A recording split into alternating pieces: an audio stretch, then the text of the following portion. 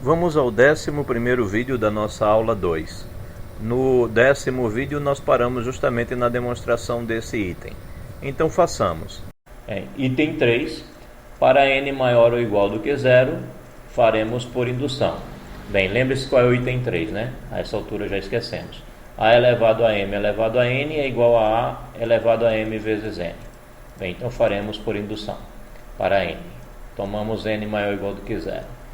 Veja que vale para n igual a zero, porque quando você faz a elevado a m elevado a zero, a definição da nossa potência diz que qualquer elemento elevado a zero vai ser o elemento neutro. Ora, mas isso também vale para m vezes zero, porque m vezes zero vai dar zero e a elevado a zero também vai ser o elemento neutro. Então nós concluímos que essa igualdade aqui vale, portanto vale a igualdade que a gente quer provar para n igual a zero. Suponha então, por hipótese de indução, que vale a elevado a m elevado a k, e isso vai ser a elevado a m vezes k, para um k maior do que zero, um k inteiro maior do que zero. Então, o que temos? Temos que a elevado a m elevado a k vezes a elevado a m é igual a elevado a m vezes k vezes a elevado a m, multiplicando por a elevado a m dos dois lados dessa igualdade. Bem, logo pelo item 1, a gente tem que a elevado a m elevado a k mais 1 vai ser igual a elevado a mk mais m. O que a gente fez? Ora, a gente tem a base aqui, a elevado a m, a gente repetiu e somou os expoentes. Desse lado o expoente k e desse lado aqui o expoente 1. E do outro lado, nós temos também produto de potências de mesma base, a gente repetiu e somou os expoentes. Bem, mas aqui temos uma operação, uma soma de inteiros, portanto eu posso colocar o m em evidência, e aí eu tenho m vezes k mais 1. Então nós acabamos de mostrar que a nossa fórmula, se vale para k, vale também para k mais 1. Então pelo princípio da indução finita, vale para qualquer n maior ou igual do que zero, sendo esse n um número inteiro. Agora seja n menor do que zero. Então pela definição, temos que a elevado a m elevado a n é igual a elevado a m elevado a menos n elevado a menos 1. Lá na definição você toma, no lugar de a elevado a m, você toma a, e no lugar do n você toma o m. O que está lá escrito é exatamente isso, a elevado a m é igual a elevado a menos m elevado a menos 1. Então essa igualdade realmente decorre da definição. E pelo item 2, nós temos essa igualdade aqui. Essa igualdade diz que a elevado a menos um certo número elevado a menos 1 é exatamente o inverso de a elevado a esse dado número. Nesse nosso caso, m vezes n. Agora, quanto a essa igualdade aqui, ocorre porque você tem menos n, onde o n é negativo. Portanto, você tem o menos n positivo. E aí você volta para o caso anterior, onde a gente já tinha mostrado que se você tem um expoente n positivo, a elevado a m elevado a n é igual a elevado a m vezes o n, mas no nosso caso nós temos um menos aqui, então a elevado a menos m vezes n. Bem, isso demonstra então o que a gente queria. Bem, vamos comparar as proposições, a proposição que nós acabamos de demonstrar é essa, que nos garante essas propriedades, mas a gente pode observar na notação aditiva também. Vamos comparar o que diz a notação multiplicativa e o que diz a notação aditiva. Vejamos que na verdade é a mesma coisa. Você tem a elevado a m mais n aqui, e aqui você tem m mais n vezes a. Onde você tem a elevado a m, aqui você tem m vezes a. E onde você tem n vezes a, você tem a elevado a n. O que vai ser para a gente o a elevado a menos m, no caso multiplicativo, é menos m vezes a. E o que vai ser o a elevado a m elevado a menos 1, no caso aditivo, você tem menos m vezes a. E assim por diante. Aqui a última é o caso da potência da potência. O seu análogo, no caso multiplicativo, é essa associatividade aqui dos produtos de m e n, que são números inteiros, pelo elemento a do grupo. Então, dá para perceber, fazendo a comparação, que na verdade a ideia é a mesma, só que aqui está denotado multiplicativamente e nessa daqui está denotado aditivamente, mas é a mesma ideia. Bem, grupos cíclicos. Vamos nos aproximando da definição de um grupo cíclico. Definição: seja A um elemento de um grupo G, denotado nesse caso multiplicativamente, então o gerado por A, né, esse conjunto que a gente escreve com um colchete, ele é o conjunto das potências de A, onde os expoentes M variam em Z. E quando você pensa com a notação aditiva, o gerado por A, onde A é um elemento de G, são os múltiplos de A, ou seja, A, depois A mais A, depois A mais A mais A e assim por diante. Proposição: seja A um elemento de um grupo G. O subconjunto, que é o gerado por A, subconjunto de G, é um subgrupo de G. E a segunda parte: se H é um subgrupo de G e um elemento A pertence a H, então o gerado por esse elemento A estará contido em H.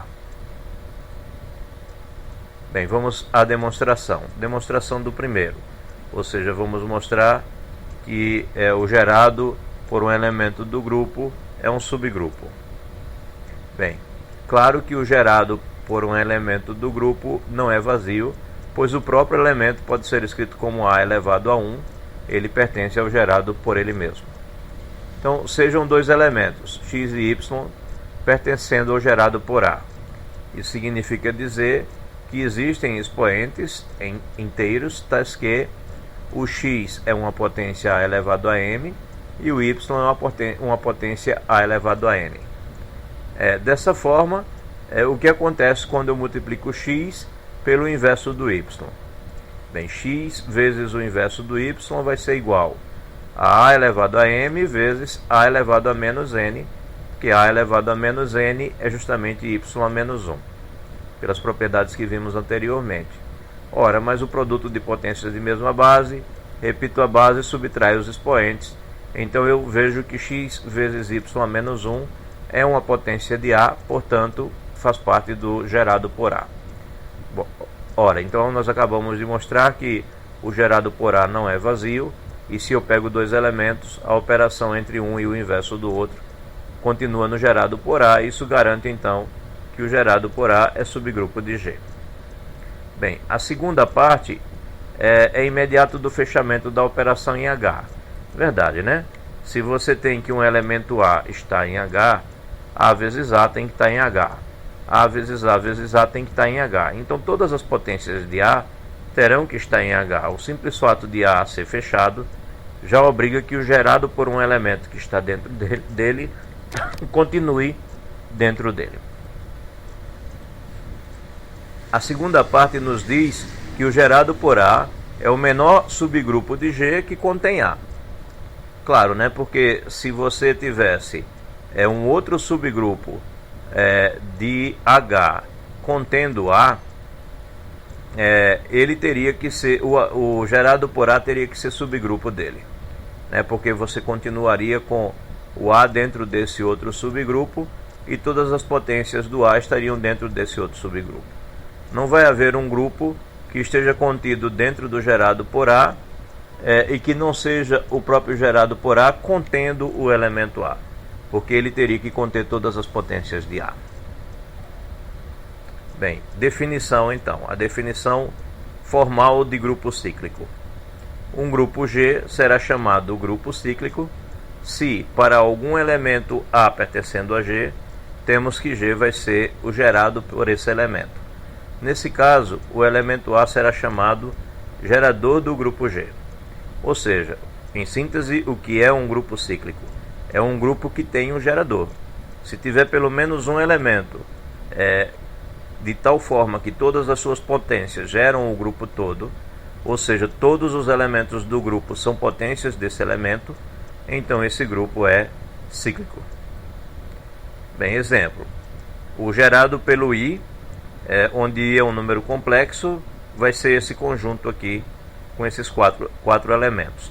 Claro, porque I elevado a 0 é 1, I elevado a 1 é o próprio I ao quadrado é menos 1, e a terceira é menos I. E se você multiplicar por I novamente, vai ficar menos I vezes I, ou seja, menos 1, ou seja, vai voltar a dar 1.